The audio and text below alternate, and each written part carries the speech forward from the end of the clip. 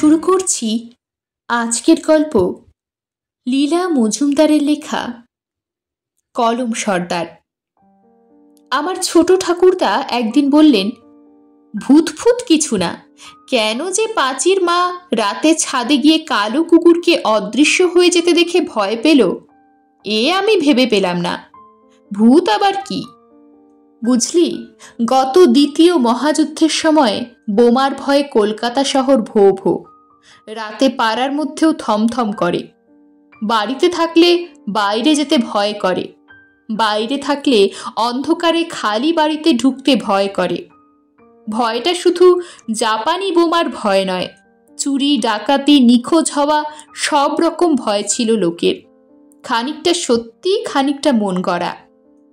সে একদিন গেছে, পাছে শত্রুদের বোমারু আলো দেখতে পেলে ঠিক জায়গাটিতে বোমা ফেলে, তাই আলো দেখানো বারণ ছিল। আলো দেখলে পুলিশে ধরত। সবার জানলা দরজা বন্ধ, মোটা কালো পর্দা দিয়ে ঘেরা, আলোর চারিদিকে কালো কাগজের ঘেরাটুপ, শুধু বাতির তলায় একটুখানি আলো পড়ে, বাকি সব অন্ধকার। পড়াশুনো কাজকর্ম সকলের মাথায় উঠেছিল। রাত ৮টার পর বাইরে বেরুতে হলে পারমিট দরকার হতো। তবে আমার কথা আলাদা, আমি নতুন পুলিশে ঢুকেছি, আমাদের শুদ্ধ মিলিটারি বানিয়ে দিয়েছে। জানিস নিশ্চয়ই, যারা নতুন পুলিশে চাকরি নেয় তাদের দিয়েই সবচেয়ে বিপজ্জনক কাজ করানো হয়, কারণ দক্ষ দুধে লোক মরে গেলে বেশি ক্ষতি হয়। সে যাই হোক, আমার উপর ২৪ ঘন্টা কালীঘাটে খানা তল্লাশির ডিউটি পড়ল। কুখ্যাত চোর গুন্ডা কলম সর্দারকে খুঁজে বের করতে হবে। মেলা সোনাদানা নিয়ে সে ফেরারি হয়েছে, অথচ পুলিশের খবর যে সে শহরের মধ্যেই কোথাও গা ঢাকা দিয়েছে, সম্ভবত কালীঘাটে কি খিদিরপুরে কি চেতলায়। এমনিতেই কলমের পিছু নেওয়া মানে প্রাণটি হাতে নিয়ে বেরুনো, তার উপর খা খা খালি কালীঘাট মানেই ভূতের হাট। সত্যি কথা বলতে কি, আমি খুব সাহসীও ছিলাম না তখন। সঙ্গে একটা লোক পর্যন্ত দেয়নি আপিস থেকে। সুখের বিষয়, কলমের মোটা বেটে কদমছাট চুলওয়ালা চেহারা দূর থেকেই চেনা যেত, সাবধানও হওয়া যেত। বামাল ধরতে পারলে এক্ষুনি প্রমোশন, নচেত এই অবধি। বলে আমাদের বড় সাহেব আমার দিকে একবার তাকিয়ে এক দাঁত কিরিমিরি করলেন। আমি জিভ দিয়ে শুকনো ঠোঁট ভিজিয়ে নিয়ে বললাম, হ্যাঁ স্যার, ধরে আনছি স্যার। বড় সাহেব আমাকে ৩ দিন সময় দিলেন। আসলে কালীঘাটে তদন্ত করতে আমার খুব বেশি আপত্তি ছিল না। ওইখানে খালের ধারে আমার বন্ধু জগার বাড়ি।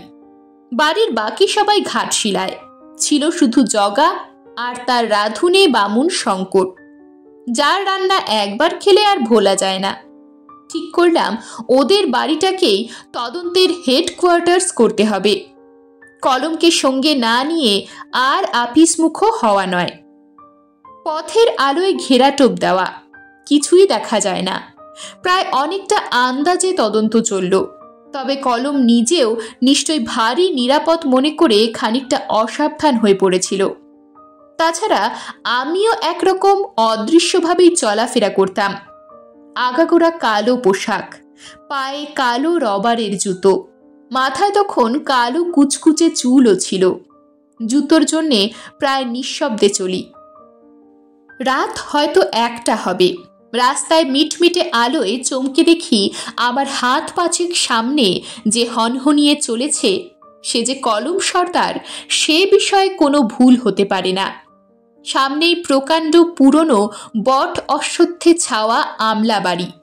৫০-৬০ বছর সেখানে কাউকে বাস করতে দেখা যায়নি। জগা বলে বাড়িটার বড় বদনাম, দিনের বেলাতেও কেউ সেখানে যায় না। কলম দেখলাম স্বচ্ছন্দে তার ফটকের মধ্যে ঢুকে পড়ল। বলা বাহুল্য, আমিও ঢুকলাম। ঘাস গজানো খানিকটা কাঁকড়ের পথ, তারপরই নড়বড়ে গাড়ি বারান্দা দেওয়া বিশাল বাড়ি। সেদিকে তাকালে গা শিরশির করে। মধুমালতীর ছায়ায় দাঁড়িয়ে দেখলাম কলম পকেট থেকে একটা পেন্সিল টর্চ আর একটা লম্বা চাবি বের করে সদর দরজাটা খুলে ফেলল।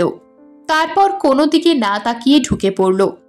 দরজাটা আধ ভেজানো রইল। বেজায় ঘাবড়িয়ে গেলাম। টর্চ জ্বাললেই ও দেখতে পাবে, না জেলেই বা যায় কি করে? এদিকে হাত পা তো পেটের মধ্যে সেদিয়েছে, ইতস্তত করছি। এমন সময় কাঁধের কাছ থেকে কে যেন বলল, কি মুশকিল, এটা কি থামবার সময় হলো? সঙ্গে সঙ্গে ঢুকে পড়তে হয়, নইলে কোথায় গিয়ে গা ঢাকা দেবে আর ধরতে পারবে না। তারপর বড় সাহেব যখন... আটকে উঠলাম। ব্যাটা এত কথা জানল কি করে? নিশ্চয়ই স্টোফানো সাহেব আমাকে অবিশ্বাস করে আমার উপর চোখ রাখার জন্যে গুপ্ত গোয়েন্দা লাগিয়েছে। যত না রাগ হলো তার চেয়ে বেশি নিশ্চিন্ত হলাম। যাক, ভূতের বাড়িতে তাহলে একা ঢুকতে হবে না। সে বললে, আবার কি হলো? চলো চলো, 1 মিনিটও নষ্ট করার নয়, আমার পেছন পেছন এসো। একরকম বাধ্য হয়েই ঢুকে পড়লাম। ভীষণ অন্ধকার। কলম নিজেকে নিরাপদ ভেবে বেশ দুমদাম শব্দ করে ঘুরে বেড়াচ্ছিল। 3 তলায় তার টর্চের আলো দেখতে পেলাম। লোকটা বলল, এই রে, ছাদের নিচের চোরা কুঠুরিতে সে দিয়েছে। তা যাক, সিঁড়িটা না তুললেই হলো। ঠুক করে একটা দরজা বন্ধ হবার শব্দ, তারপর চুপচাপ, ঘুটঘুটে অন্ধকার। লোকটা বলল, তোমার সঙ্গে আলো নেই? এবার নিশ্চিন্তে টর্চ জ্বাললাম। যতটা সম্ভব ভালো করে গুপ্ত গোয়েন্দাকে দেখে নিলাম। কালো তাল ঢেঙা, কপালের মাঝখানে তিলকের মতো কাটা দাগ, পরনে পরিষ্কার সাদা ফতুয়া ধুতি, গলায় পৈতে, পায়ে বিদ্যাসাগরী চটি। বাড়িময় 3 ইঞ্চি পুরু ধুলো জমেছে, তাই লোকটার চটির শব্দ পর্যন্ত শোনা গেল না। ধুলোর নিচে মনে হলো মার্বেল পাথরের সিঁড়ি। নিঃশব্দে 3 তলায় উঠলাম। লোকটা আমাকে হল ঘরের পাশে একটা ছোট্ট ঘরে নিয়ে গিয়ে ছাদের কড়িকাঠে ঠেকানো লম্বা একটা কাঠের মই দেখিয়ে দিল। ছাদটা প্রায় 25 ফুট উঁচুতে হবে। লোকটা বলল, মইয়ের মাথায় ওই চোরা কুঠুরি, ভালো করে দেখো, ওইখানে গেলে ঢাকনির মতো দরজা ছাড়া আর পথ নেই। তবে ঘুলঘুলি দিয়ে হাওয়া ঢোকে, দম আটকেও মরে যাবে না। চটপট সিঁড়ি বেয়ে ওঠো দেখিনি। কড়িকাঠের আড়ালে হুড়কো আছে, ওটি টেনে দিলেই খাঁচা বন্ধ। তারপর থানা থেকে লোকজন বন্দুক এনে ধরে ফেললেই হলো। আমি বললাম, বড্ড উঁচু যে, আপনার সব চেনা জানা, আপনি উঠলেই ভালো হতো না? লোকটা মুখ চেপে হাসতে লাগলো। কি যে বলো, আমি উঠবো ওই সিঁড়ি বেয়ে? তবেই হয়েছে। নাও নাও, উঠে পড়ো, শেষটা বড় বেশি দেরি হয়ে যাবে। সত্যিই উঠলাম, হুড়কোও টানলাম। সঙ্গে সঙ্গে দরাম করে চোরা দরজার ওপর ভারী কিছু পড়ল। ভয় পেলাম, ভাঙবে না তো? আরে না না, লোহার তৈরি। এবার নেমে এসে সিঁড়িটা নিয়ে নিচে চলো। 25 ফুট উঁচুতে থাকুক বাছাধন। মই কাঁধে তার সঙ্গে 1 তলায় এসে সিঁড়ির পেছনে মই রাখলাম। তারপর সদর দরজা দিয়ে বাইরের আবছা অন্ধকারে এলাম। লোকটাও বেরিয়ে এসে দরজাটাকে ঠেলে ভেজিয়ে দিল। তারপর বলল, চলো থানার দিকে এগোনো যাক। আমি বললাম, আচ্ছা স্যার, চোরা কুঠুরির কথা জানলেন কি করে? এখানে আরও এসেছেন নাকি? সে খুব হাসল। আসিনি আবার, 1000 বার এসেছি। তোমার সাহায্য ছাড়া ব্যাটাকে ধরতে পারছিলাম না, এবার বুঝুক ঠেলা। কিছু মনে করবেন না স্যার, আপনিও কি পুলিশের গুপ্ত গোয়েন্দা? সে বেজায় রেগে গেল। গুপ্ত গোয়েন্দা? আরে ছো, আমি সর্বদা পুলিশ ফুলিশ এড়িয়ে চলি। পুলিশ বললাম বলে আবার চটে যেও না যেন, তুমি কিন্তু বেশ চালাক। একটু খুশি না হয়ে পারলাম না। তবে কি কলম আপনার জিনিসই সরিয়েছে নাকি আপনি প্রাইভেট ডিটেকটিভ? ততক্ষণে থানায় পৌঁছে গেছি আমরা। লোকটি বলল, মোটেই না, ব্যাটার ছেলে কাগজ না কলম সে খবরও রাখি না। আর লোকে যদি নিজেদের জিনিস নিজেরা রক্ষা করতে না পারে তাহলে নিলে আমার কোনো আপত্তি নেই। কিন্তু আমাদের বোস্টম বাড়িতে দুবেলা মটন চাপ আর পাঠার ঘুগনি সাটাবে, এ আমার সহ্যের বাইরে। এই বলে লোকটা আমার চোখের সামনে হাওয়ায় মিলিয়ে গেল। থানার ক্ষীণ আলোয় স্পষ্ট দেখলাম। আমিও ঝুপ করে মূর্ছা গেলাম।